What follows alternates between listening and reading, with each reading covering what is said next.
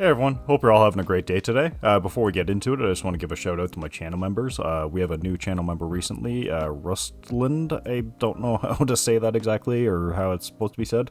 Darkstar, Amoa, Rico, and Joey VR. So again, thank you everyone for subscribing to my channel and becoming a channel member, as well as thank you to everyone for just watching this in general, whether you're subscribed or not, whether you like or comment or anything at all. Just thank you for watching in general, and then we'll get into the video proper. Alright, so before we get into the results and everything, I just want to talk about BIOS 323. So this was released on July 21st, and it came with major improvements, mainly for docking and charging with third-party chargers. So now when you dock and charge with a third-party charger that goes over 65 watt, you will now get that 30 watt turbo mode in the operating mode for Armory Crate, which is a big plus because now all my docks and everything that I have do actually work and support that full 30 watt support charge through. As well, the minimum panel backlight brightness was dropped from 25 nits to 10 nits. There's other general UI improvements, as well as we got the update for now having 5, 6, 7 gigabytes VRAM options instead of just 8 through 4.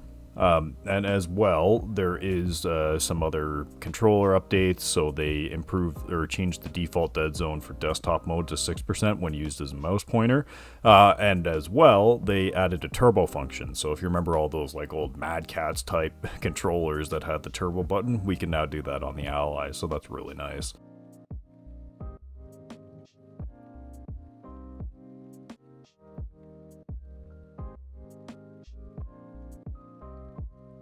Alright, so starting off with Cyberpunk 2077, medium preset, FSR auto, 720p, 30 watt, and again we did 30 watt for all testing, and we did 1080p for most of the games. I just threw in a couple 720p tests here just to see the difference.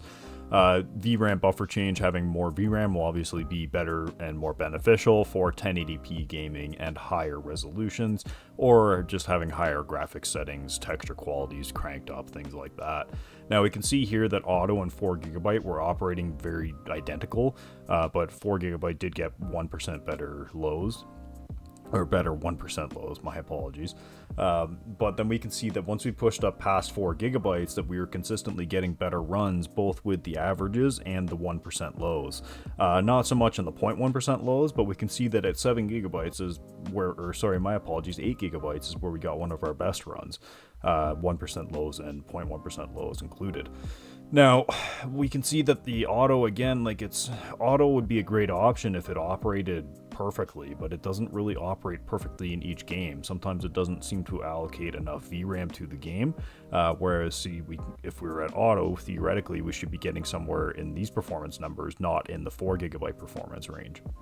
Now, moving over to Hitman 3, 1080p FSR quality, 30 watt again, we can see that auto actually produced our best results here this time, and then honestly all the other runs were fairly neck and neck. There was not too much of a difference. Now this is due to Hitman 3 and this benchmark specifically being more CPU bound. There's more simulations with the AI and the physics, so it's going to be a CPU bound game, so we're just not going to see the benefits of having a higher VRAM limit in this one as we would in other games. Now, like Gears 5, we can see that 1080p high settings, if we do have 4GB or even 5GB, we are hobbling our performance pretty severely, but we going to auto and 6GB and above, we can see that because of the higher resolution, the high settings, it needs more VRAM. This is a GPU bound game and scenario. It just needs that VRAM and GPU memory. So in this case, auto is seeming like a good option because it's giving very, very comparable performance numbers, actually getting the best FPS average overall, and as opposed to running just straight 6GB or running auto. That's kind of the question that I'm looking at today. Because we obviously 4GB was always an option, but now with the 6GB option, people are kind of thinking that 6GB might be that perfect sweet spot with 1080p in some of these games. Now again, you won't see this big of a difference at 720p, if any, but we can see that yes, going from 4 and 5GB to 6GB did give us a significant boost for this GPU bound scenario.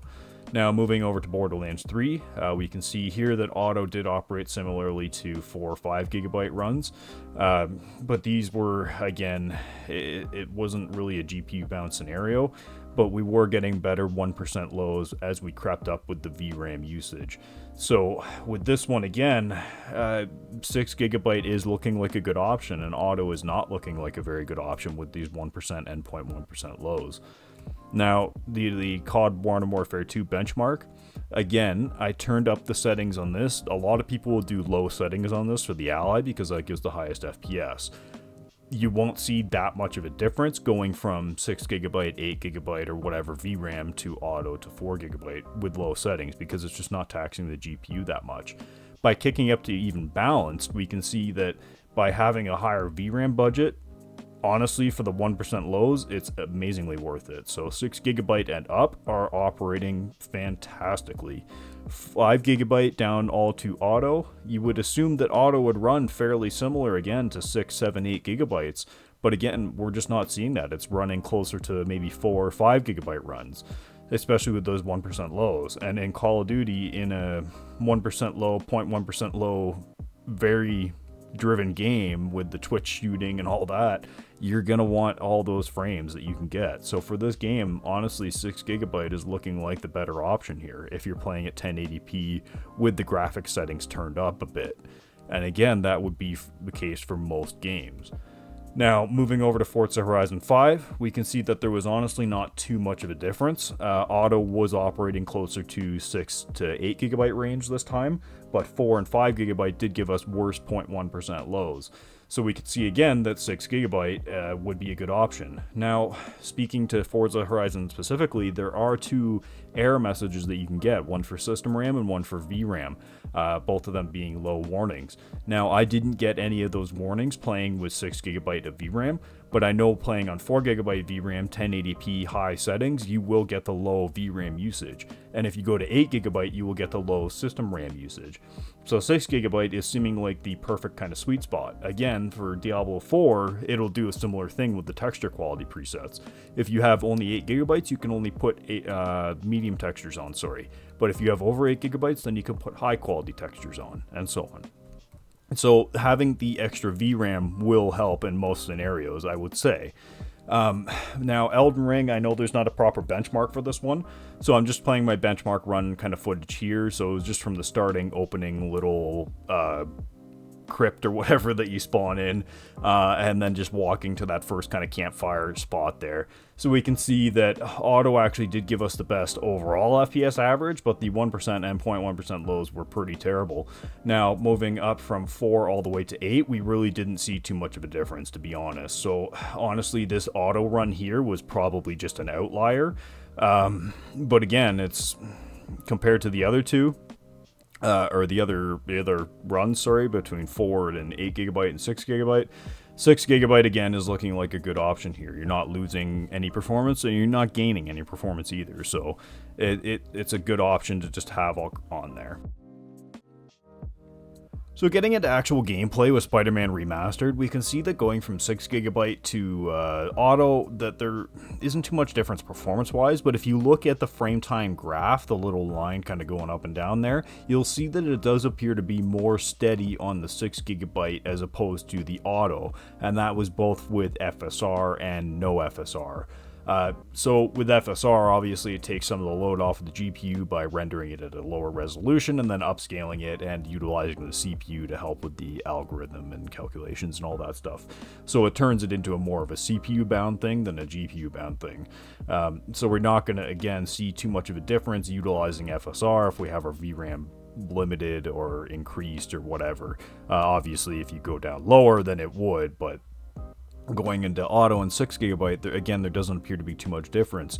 But what you will notice is those moments of stutter. And for whatever reason, when it's set to auto, I think the way that it's allocating the RAM to the dedicated, to the dynamic, and then to the VRAM, I think there's probably just some sort of latency that's happening or some sort of hiccup, and it's causing that little hitch of like, oh, I need a bit more RAM, VRAM, or whatever, and then it takes 2 seconds to say, okay, yeah, here you go, you can have that more RAM or VRAM.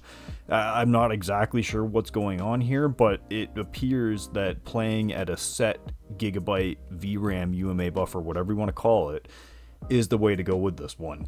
So what I would recommend going forward is, because we have the 1080p screen, because people are going to play at 1080p, even though you should probably play at 720p on a handheld to save battery, but regardless, people are going to use and abuse that screen. So my recommendation, because we have the capability to run games at 1080p, whether you want to play it at that resolution or not, is to run 6GB, because in recent release titles, we can see Jedi Survivor, Diablo 4 is a big one. It loves VRAM. Resident Evil 4 with ray tracing. If you don't have more than, I believe, 8GB of VRAM or 12GB of VRAM at 1080p, if you have ray tracing on, you'll crash right out. So again, if you're turning up those settings, or if you're turning up the resolution, then you're going to want to increase your VRAM buffer. But before, you were only able to go up to 8 or 4. So now we have those 2 extra options. I wouldn't worry about 7GB at all. I would just go straight for 6GB. So going forward, that is my recommendation. It does appear to offer better, or at least the same performance depending on the game. Again, more GPU bound games like Gears of War 5 or I don't know, Jedi Survivor is pretty CPU bound, but it is pretty GPU heavy too. Another one, Forza, is pretty GPU heavy. Borderlands 3 is pretty GPU heavy. Again, if you're at the end of the day, if you're gonna crank the settings, crank up the VRAM as well. Not all the way, just to 6GB. That should be enough. But that'll do it for this one. Let me know what you guys think. Let me know how you have been running your games. If you've been using 6GB, 8GB, auto. Let me know your experience. I'd really love to get some more input on this, to see the differences between auto and 6GB, to see if other people are experiencing those kind of stutters and little moments that you can kind of see in Spiderman there, and in just my general experience of playing it. Please let me know in the comments again. If you enjoyed the video, don't bother liking or subscribing, I don't really care. So that'll do it for this one, and I hope everyone has a great day.